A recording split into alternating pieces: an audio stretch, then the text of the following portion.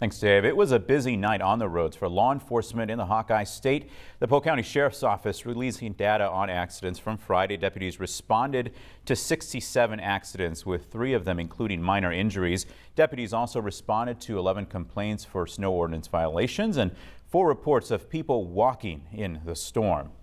An even bigger night for Des Moines police, responding to 44 crashes with only property damage and 12 hit-and-run crashes. There were 4 calls for personal injury accidents. Those ended with only minor injuries. Officers got 47 calls for stalled vehicles within the city limits.